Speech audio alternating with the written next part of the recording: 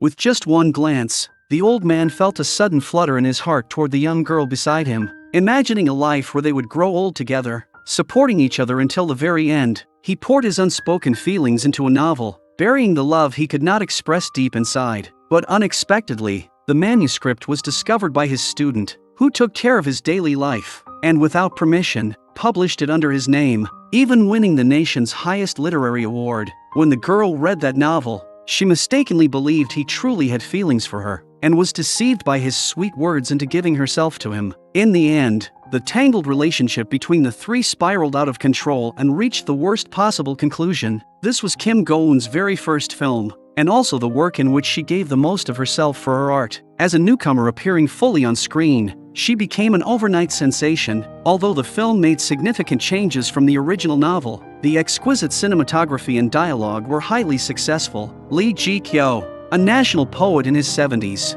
lived alone in a secluded villa, with his hair completely white. His life was calm and uneventful, yet he cared deeply about his reputation, refusing to publish even popular fiction under his own name. All of his daily needs were handled by his apprentice, Seo Ji-woo, a young engineering student full of ambition, who both admired and envied his teacher's immense talent. Although Ji-woo had gained some recognition, his responsibility to care for his teacher left him with little time to focus on his own achievements. Longing to break free from such daily burdens and devote himself entirely to his own work, he worked up the courage, after drinking, to propose that the girl who often napped in the courtyard during the day should come take care of his teacher instead. Eun-gyo was an ordinary high school girl who lived in the nearby laundry shop. When sunlight touched her fair skin, she radiated a pure and flawless youthful charm, which made Lee Ji-kyo feel her vibrant energy. The next morning, Lee Ji-kyo waited at the door early, and when he saw her lightly stepping up the stairs, he quickly returned to the doorway,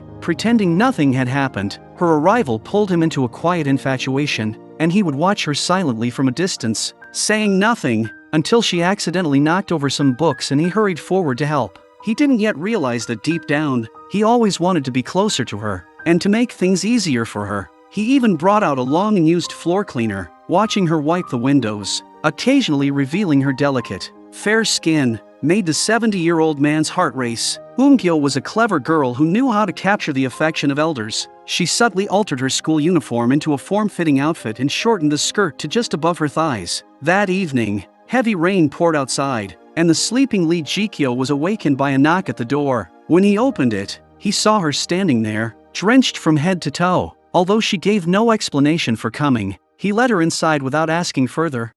저 재워주세요. 오늘 집에 못 가요. Her request left him puzzled, and when he walked closer, he noticed marks on her ear, signs that she had been hit. After hearing her out, he learned that her mother often lost control after drinking, leaving her with no choice but to escape. Out of kindness, Lee Ji-kyo gave her clean clothes to change into. She lay idly on the soft bed, watching the gentle old man blow-dry her uniform, feeling a small warmth in her heart. She mentioned having seen his poetry in her recent exam. While she was talking about her mother, he unintentionally caught a glimpse of her undergarments. Though he felt ashamed of himself, his eyes lingered against his will. When she lifted her legs, he was startled and dropped the clothes in his hands. Even though they were alone, he suppressed his feelings because of the large age gap. Since the rain still poured outside, he could not bring himself to send her away, and allowed her to sleep on the couch for the night. The next morning, when he awoke and turned over, he suddenly found her lying in his bed. It was his first time being this close to a young girl, close enough to touch if he reached out. Seeing her lying there without a care, he couldn't resist glancing at her. And then he noticed a tattoo on her chest. Curious, he wanted to reach out and touch it, but his reason overcame his impulse, and he withdrew his hand, quietly savoring the moment instead. Just then, Ji-woo arrived, breaking the peace. Hearing the noise, Lee Ji-kyo hurried out of the room, while Ji-woo walked in and saw the girl's clothes drying. His shock grew when he saw her come out of the bedroom wearing the teacher's clothes. Feeling something was wrong, Ji-woo, who saw his teacher as a man of great virtue, feared this girl would ruin him. Although he found nothing, his unease lingered, and he even followed her when she brought breakfast to the teacher.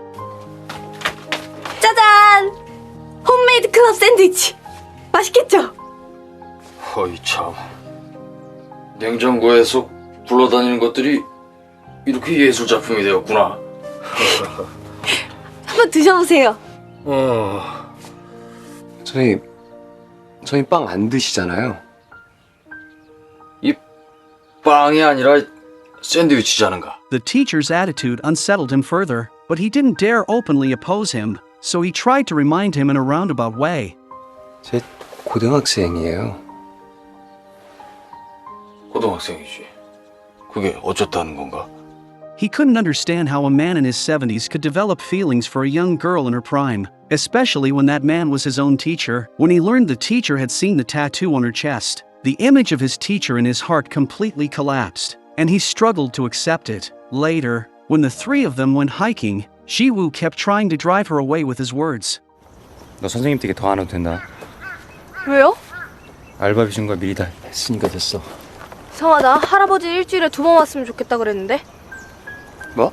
대문 열쇠도 주셨어요. 사다리 위험하다고. He didn't expect her to be so unshaken, and she even seemed to threaten his place beside the teacher. When she didn't leave, he approached her again, only to scare her into dropping her mirror. 거울 떨어뜨리냐? 산꼭대기에서 거울 볼 일 뭐가 있다고? 안 됐어요. 공주거울이에요. Hearing the sound of their argument, Lee Ji-kyo came over silently, climbing down a cliff to retrieve the mirror for her, risking his safety. At that moment, the young and strong Ji-woo seemed useless compared to the old man. 자, 그 엄마가 사준 거니까 소중하겠지. Touched by his gesture, the innocent girl hugged him, leaving Ji-woo helpless. The next day, Eun-gyo returned to Lee Ji-kyo and offered to draw the same tattoo on him. She had him lie down in front of her, then inked the image of a flying bird on his chest, breathing in the faint fragrance from her. The uneasy old man slowly drifted into sleep, dreaming of the beautiful days of his youth. In his dream, there was no age difference between them, and his heart bloomed with joy again. They played like lovers, running happily through the forest, and even embraced in the passion of the moment. When the tattoo was done, his dream ended as she woke him. Looking at the matching tattoo on his chest, they seemed to share a deep, unspoken connection. From then on, they grew closer, almost inseparable, strolling through the streets, drinking coffee, and enjoying each other's company. In high spirits, Lee Ji-kyo even bared the bird tattoo on his chest in public, showing that although he was nearly 70, his heart was young. Meanwhile, Ji-woo,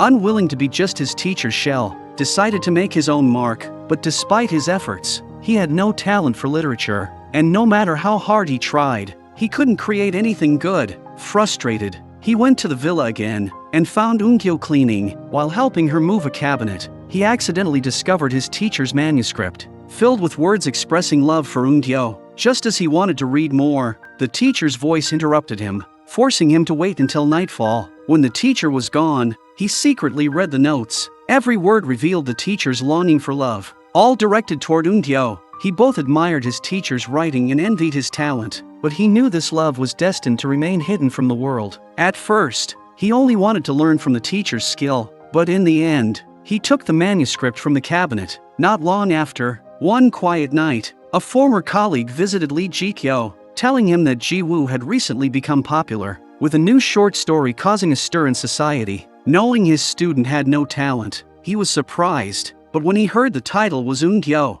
he rushed to the bookstore. Upon reading it, anger consumed him. He could not believe his student had stolen his work. The next day, Seo Ji-woo came as usual to care for Lee Ji-kyo, but the novel placed on the coffee table made his heart race, for he knew the plagiarism had been exposed. At that moment, Lee Ji-kyo condemned his disgraceful actions, but Seo Ji-woo calmly stated his reasons.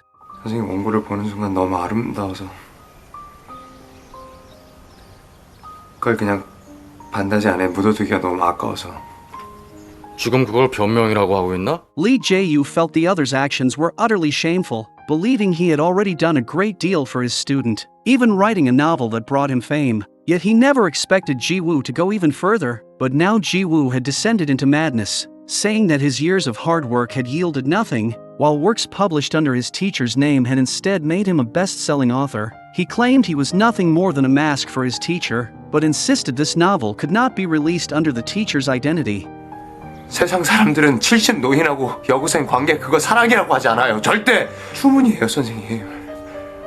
그 더러운 스캔들이라고요. The word filthy completely enraged Lee Ji-kyo, and just as he was about to lash out in humiliation, he suddenly saw Eun-gyo appear. Seeing them in an argument, She turned and quickly fled without looking back. That evening, worried for Lee Ji-kyo, Eun-kyo couldn't resist coming to see him, only to find the front door locked. No matter how she pleaded through the window, he gave her no response, until she spotted the novel on the coffee table, prompting her to leave in haste. In the days that followed, Eun-kyo became absorbed in the version of herself within the novel, every graceful line brimming with affection. Late one night, she went to find Ji-woo, her heart awakening to romance. Believing this man had secretly loved her all along, she had intended to ask him about Lee Ji-kyo, but instead, he kept boasting, and under the pretense of taking her home, behaved inappropriately toward her in the car. Although Eun-kyo did not resist, she wanted to know if he truly loved her. Before long, Ji-woo's stolen novel triumphed in competition after competition,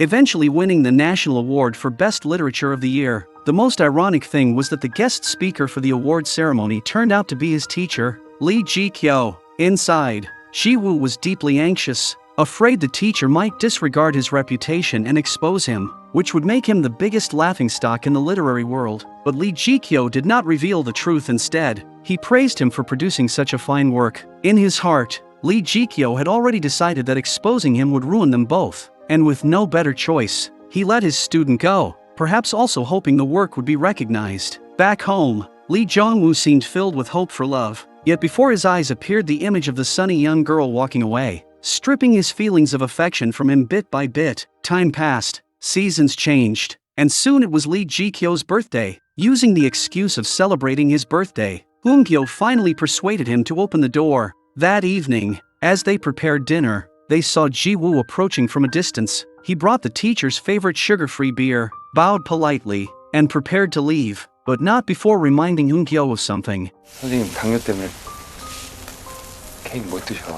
Moved by a moment of compassion, Lee Ji-kyo invited him to join them for a drink. Under the influence of alcohol, Ji-woo revealed his deepest thoughts, arrogantly declaring that he would one day surpass his teacher, boasting that his award had brought him the attention of the literary world, even daring to joke with his teacher. Slightly angered, Lee Ji-kyo stood and said he was going to bed, with Eun-kyo sweetly accompanying him back to his room. As they were about to part, Lee Ji-kyo gently pulled her into an embrace, and neither of them spoke much. Before leaving, Eun-kyo softly kissed his forehead, but when she reached the door, she didn't leave. Instead, she closed it and quietly went downstairs. Compelled by the story in the novel, she went to find Ji-woo. Sometime later, the sleeping Lee Ji-kyo heard laughter and playful chatter, and when he went to the door, he saw Eun-kyo's dirty shoes. Following the voices to the basement, he saw Eun-kyo talking and laughing with Ji-woo. Wanting a clearer view, he brought out a ladder and peeked through the window from outside. When he saw what was happening inside,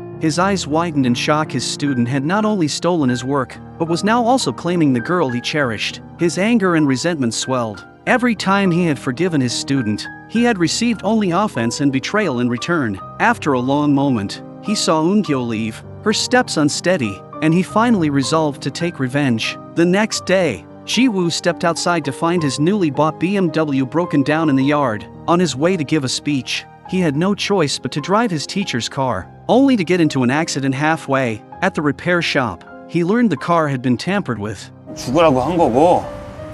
아니 누가 만진 거야 차를?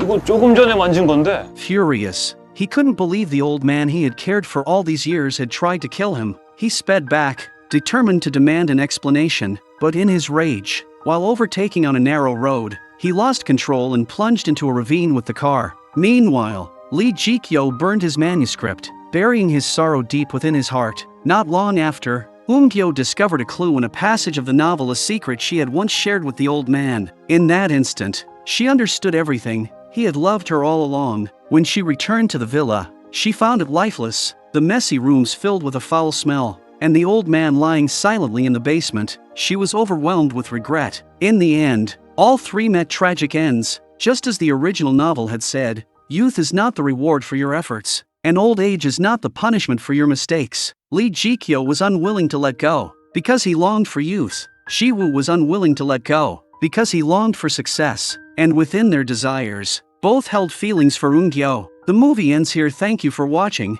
and see you in the next episode.